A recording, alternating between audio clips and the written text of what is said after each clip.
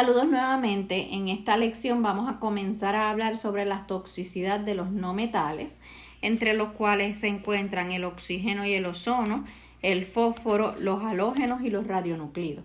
En esta lección en particular nos vamos a enfocar en la toxicidad del oxígeno y el ozono. El oxígeno sabemos que es esencial para la vida, lo necesitamos, ¿verdad? Estamos respirando todo el tiempo oxígeno porque somos organismos aeróbicos. ¿Qué significa que somos organismos aeróbicos? Es que requerimos de oxígeno para generar energía. Y básicamente, ¿verdad? Esta es la reacción general de respiración celular, donde utilizamos oxígeno y glucosa para producir el CO2 que exhalamos, agua y cantidades grandes de energía. Esas cantidades de energía las producimos en forma de ATP, el cual se utiliza en diversos procesos biológicos del metabolismo. Así que realmente esta ecuación, esta reacción bioquímica de respiración celular es de vital importancia en los procesos biológicos. Por lo tanto, necesitamos el oxígeno para que ocurra. Por otro lado, el oxígeno también puede ser extremadamente tóxico. De ahí es que viene lo que se conoce como la paradoja del oxígeno, que es esencial para la vida, pero puede ser extremadamente dañino al mismo tiempo. Básicamente el oxígeno puede producir lo que se conoce como las especies reactivas de oxígeno, o ROS por sus siglas en inglés, Reactive Oxygen Species, las cuales van a interferir con diversos procesos biológicos, dañando tejidos, dañando órganos, etc.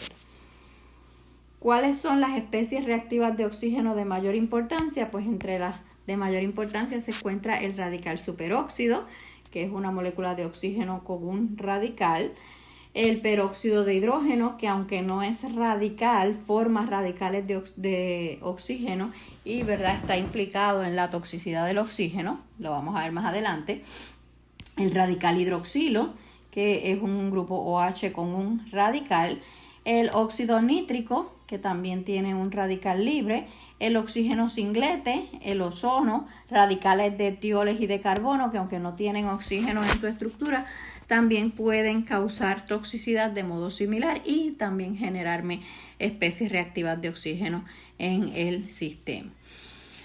En este triángulo que vemos aquí, vemos las especies más importantes en términos de toxicidad del oxígeno, y todas ellas se derivan del mismo oxígeno que utilizamos para la respiración celular. Entre ellas está el peróxido de hidrógeno, el radical superóxido y el radical hidroxilo. Y como pueden ver, entre ellas se pueden interconvertir una en la otra, lo cual vamos a ver más adelante. Pero estas son las tres especies de mayor preocupación en términos de toxicidad. Dos reacciones importantes en la toxicidad de las moléculas de oxígeno son la reacción del ciclo de Haber-Weiss y la reacción de Fenton, que vamos a estar discutiendo. En el ciclo de Haber-Weiss vemos como dos especies reactivas de oxígeno, que básicamente son el peróxido de hidrógeno y el radical hidroxilo, se me convierten en el organismo en una molécula de agua, en el radical superóxido y en un protón. Este radical superóxido a su vez va a continuar reaccionando también con diversas sustancias, es una especie bien reactiva, por lo tanto en presencia de peróxido de hidrógeno va a reaccionar con el peróxido de hidrógeno para convertirme el radical superóxido en una molécula de oxígeno, en el ion hidroxilo y el radical hidroxilo. Así que estas dos reacciones en donde el peróxido de hidrógeno reacciona con dos especies reactivas de oxígeno, me produce dos especies reactivas de oxígeno adicionales. Y por eso es que el peróxido de hidrógeno está implicado, ¿verdad?, en la toxicidad del oxígeno. Pero a su vez, este ciclo de Haber-Weiss en presencia del ion de hierro, pues básicamente también me va a llevar a cabo otras rutas tóxicas. Por ejemplo, habíamos hablado en la lección pasada de que el hierro tiene cierta toxicidad y está implicado en lo que es la toxicidad del oxígeno, ¿verdad? Y la peroxidación de lípidos, por ejemplo, y se debe a que también estas especies reactivas de oxígeno pueden reaccionar con el ion de hierro, por ejemplo, en su estado férrico. En su estado férrico, el ion de hierro va a reaccionar con el radical superóxido para producirme hierro en su estado ferroso y una molécula de oxígeno. Y ahí podríamos pensar que pues entonces esta es una manera, ¿verdad?, de eliminar ese radical superóxido. Pero ¿cuál es el problema? Que ese ion de hierro en su estado ferroso puede llevar a cabo la reacción de Fenton. Una vez se produce, lleva a cabo la reacción de Fenton y me reaccionando con una molécula de peróxido de hidrógeno. Esa molécula de peróxido de hidrógeno reacciona con el ion de hierro en su estado ferroso para volverla a oxidar a su estado férrico, generándome más especies reactivas de oxígeno, en este caso el radical hidroxilo, que es mucho más tóxico, mucho más reactivo que el radical superóxido o que el peróxido de hidrógeno. Así que aquí vemos dos reacciones en donde se nos forman ese radical hidroxilo. Luego, a su vez, ese radical de peróxido, ¿verdad?, de superóxido puede continuar reaccionando. Estas reacciones continúan ocurriendo en el organismo, produciendo cada vez más especies reactivas de oxígeno, las cuales van a causar estrés oxidativo. Y es por esa razón que el hierro está implicado, ¿verdad?, en el estrés oxidativo. Ahora bien, el cuerpo, obviamente, estamos todo el tiempo en un ambiente aeróbico, tenemos oxígeno en diferentes partes del cuerpo, básicamente en todos los tejidos utilizan oxígeno para la respiración celular. Por lo tanto, estamos a la merced de que se formen especies reactivas de oxígeno en cualquier momento. Así que nuestro cuerpo necesita de mecanismos de defensa para tratar de minimizar el daño de esas especies reactivas de oxígeno. En este diagrama, ¿verdad?, se resumen muchos de esos procesos en donde vamos a estar tratando de eliminar esas especies reactivas de oxígeno para minimizar su daño. Por ejemplo, una vez se forma ese radical superóxido, tenemos una enzima que se conoce como la superóxido dismutasa, discúlpeme.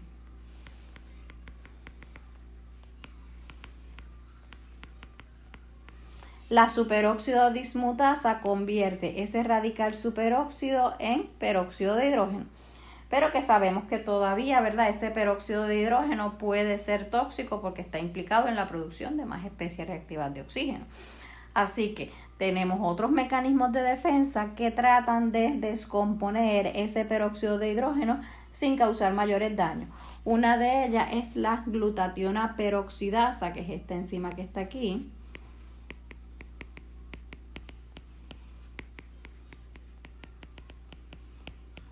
La glutationa peroxidasa utiliza dos moléculas de glutationa para convertirlo en una molécula de glutationa oxidada, en donde básicamente lo que hace es que los dos grupos sulfidrilos un grupo sulfidrilo de cada una de las glutationas los enlaza en un puente disulfuro. Y de esa manera me convierte ese peróxido de hidrógeno en dos moléculas de agua. Y de esa manera elimina el peróxido de hidrógeno del sistema. También hay otra enzima que se conoce como catalasa. La catalasa me descompone ese peróxido de hidrógeno en una molécula de agua y una molécula de oxígeno. Ahora bien, si ese peróxido, hay que recordar también que está la reacción de Fenton, ¿verdad?, en donde ese peróxido de hidrógeno reacciona con hierro en su estado ferroso para convertirlo a hierro en su estado férrico. Esta es la reacción de Fenton. Esa reacción puede ser inhibida por una enzima que se conoce como lactoferina, y de esa manera evita o inhibe que ese peróxido de hidrógeno se me convierta en el radical hidroxilo, inhibiendo esa reacción de Fenton. Si todos estos mecanismos de defensa anteriormente mencionados fallan y se me forma ese radical hidroxilo, que como mencionamos anteriormente es la especie más peligrosa dentro de las especies reactivas de oxígeno, entonces tenemos ahí lo que se conoce como los radical scavengers. Los radical scavengers son diferentes antioxidantes que nos ayudan a inhibir esos radicales libres que se forman en el organismo y por lo tanto inhiben la reacción de este radical hidroxilo para que pueda peroxidar los lípidos, para que pueda hacer daños a los tejidos, como por ejemplo la peroxidación de lípidos, que es uno de los daños principales que hace ese radical hidroxilo en los tejidos. Así que la presencia de esos antioxidantes, esos radical scavengers que atrapan esos radicales libres, también es otro mecanismo de defensa para evitar que llegue a hacer daño a los lípidos o a otros tejidos. ¿Qué pasa si ese mecanismo de defensa, si todos esos mecanismos de defensa fallan o si la cantidad de radicales libres que se generan es demasiado grande? Pues puede ocurrir lo que se conoce como estrés oxidativo. Estrés oxidativo es un daño en el organismo causado por la producción excesiva de especies reactivas de oxígeno, en donde la balanza, ¿verdad?, se va hacia el lado de las especies reactivas de oxígeno. Los mecanismos de defensa, los mecanismos protectores no dan abasto o fallan de algún modo o se sobrecargan, haciendo que entonces el sistema no se pueda detoxificar eficientemente y sean más las especies reactivas de oxígeno que se generan que las que el cuerpo puede manejar. Y eventualmente entonces esto causa estrés oxidativo. Y aquí podemos ver en esta gráfica, ¿verdad?, cómo el estrés oxidativo va haciendo daño a diferentes sistemas y cómo los mecanismos de defensa pueden actuar para tratar de minimizar esos daños. Por ejemplo, tenemos los xenobióticos. El xenobiótico entra al organismo, tiene diversas rutas de metabolismo. Una de ellas pueden ser las oxidaciones. Estas oxidaciones pueden causar estrés oxidativo mediante la producción, ¿verdad?, de quinonas, y ya esto habíamos hablado anteriormente. Las quinonas entran a un ciclo en donde se reducen a semiquinonas y se vuelven a oxidar a quinonas, y en este ciclo pueden causar toxicidad enlazándose covalentemente al DNA o a las proteínas o utilizando oxígeno para formar especies reactivas de oxígeno, en este caso el radical superóxido. Otra manera también de que ese xenobiótico pueda causar toxicidad sería oxidando moléculas de importancia biológica, como por ejemplo la glutationa, para producir radicales libres, y esos radicales libres eventualmente puedan entonces producir especies reactivas de oxígeno como lo es el radical el superóxido. Una vez se forma ese radical superóxido, sabemos, ¿verdad?, que el cuerpo tiene maneras de manejarlo, como por ejemplo la superóxido dismutasa, en donde esa superóxido dismutasa puede generar peróxido de hidrógeno. Ese peróxido de hidrógeno puede entrar en la reacción de Fenton y producirme la especie reactiva de oxígeno más peligrosa, como lo es el radical hidroxilo. El radical hidroxilo, una vez se forma, me puede causar daño en el DNA, me puede causar daño oxidativo en las proteínas o me puede causar daño oxidativo en los lípidos. El radical superóxido también está implicado, ¿verdad?, en la formación de ese radical hidroxilo, como vimos anteriormente. Si ese peróxido de hidrógeno no se va a través de la reacción de Fenton, puede entonces venir la glutationa peroxidasa o la catalasa y descomponerlos en agua o en agua y oxígeno. Y entonces de ahí en adelante otras maneras de detoxificarse básicamente sería esta. Y ya de ahí en adelante pues eliminamos las especies reactivas de oxígeno. Pero si eso falla, entonces pues básicamente vamos a tener el daño oxidativo por diferentes rutas. Aquí vemos un ejemplo. ¿Qué es lo que ocurre cuando ese radical hidroxilo llega a los lípidos? Los lípidos básicamente son cadenas largas de hidrocarburos que pueden ser saturados, pueden ser insaturados. Si hay una insaturación esos protones que están en la posición alílica a ese doble enlace son relativamente débiles. ¿Y qué sucede? Que se pueden romper homolíticamente de modo tal que uno de esos electrones vaya a enlazarse con el radical hidroxilo y el otro electrón queda en el lípido. Y me forma un radical lípido que está estabilizado por resonancia, ¿verdad? Porque al estar en posición alílica se estabiliza de cierta manera por resonancia. Y por eso es que, ¿verdad? Es ese el que primordialmente es abstraído por el radical hidroxilo. El radical hidroxilo, al abstraer ese hidrógeno con ese electrón, forma una molécula de agua y me deja ese radical lípido. El radical lípido en presencia de oxígeno, y aquí es que viene, ¿verdad?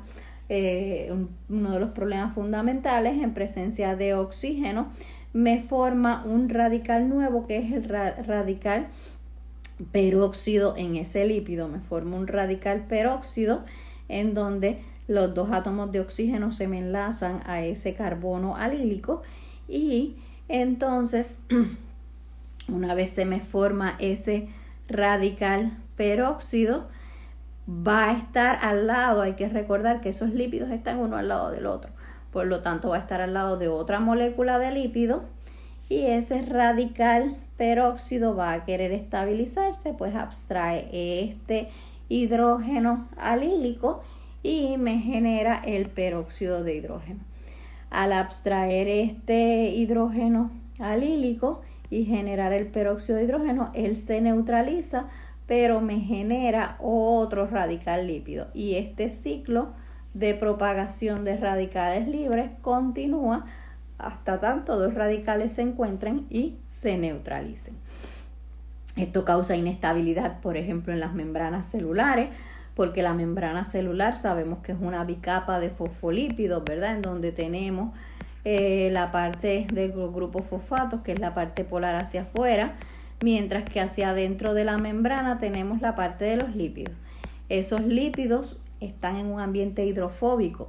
Al insertarle un oxígeno en cualquier área, ¿verdad? Esto causa una inestabilidad en esa membrana porque estoy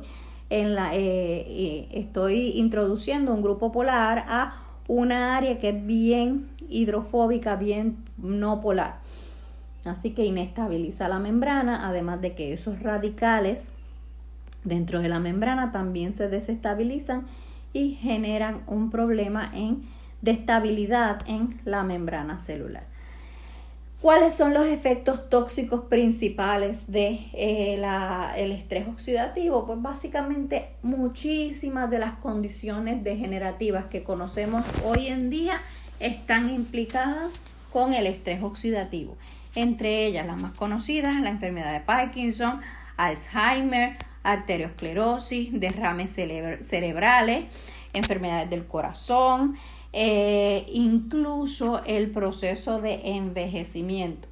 ¿Se han preguntado ustedes por qué nosotros envejecemos? ¿Por qué la piel se vuelve flácida? ¿Por qué ocurren las arrugas? Básicamente es por el proceso de oxidación que ocurre en nuestra piel, en nuestro organismo. ¿Okay? Estos procesos oxidativos causan que el organismo vaya envejeciendo. Por eso una persona que come saludable, una persona que tiene una dieta alta en antioxidantes, se tiende a verse mucho más joven que una persona que no lleva a cabo un estilo de vida saludable. Vamos entonces a hablar ahora sobre la toxicidad del ozono. El ozono es un contaminante ambiental, especialmente en lugares donde hay mucho smog fotoquímico, ¿verdad? Nosotros sabemos que el ozono está en las capas altas de la atmósfera y lo necesitamos allá arriba para que nos proteja de la luz ultravioleta del sol. Pero en las capas bajas de la atmósfera, donde nosotros estamos respirando todo el tiempo, ahí no lo queremos porque es extremadamente tóxico cuando lo inhalamos. ¿Okay? Especialmente estos lugares donde hay mucho smog fotoquímico que habíamos hablado, ¿verdad? En clase, que tienen altas cantidades de CO2, NO2 y por lo general también de ozono, y se ve así como si estuviera bien nublado y realmente no es que esté nublado, no es que vaya a llover, sino que es, ¿verdad?, una nube de gases tóxicos, incluyendo el ozono. ¿Cuáles son los efectos principales del ozono en la salud? Pues básicamente causa irritación en el tracto respiratorio, causa edema pulmonar. Además, hay un problema adicional y es que es bien tóxico a las plantas, ya que inhibe el proceso de fotosíntesis. Y si las plantas no pueden llevar a cabo fotosíntesis, van a morir, porque básicamente es como si no pudieran respirar. En la próxima lección, entonces, vamos a estar hablando de el fósforo y su toxicidad. Hasta luego.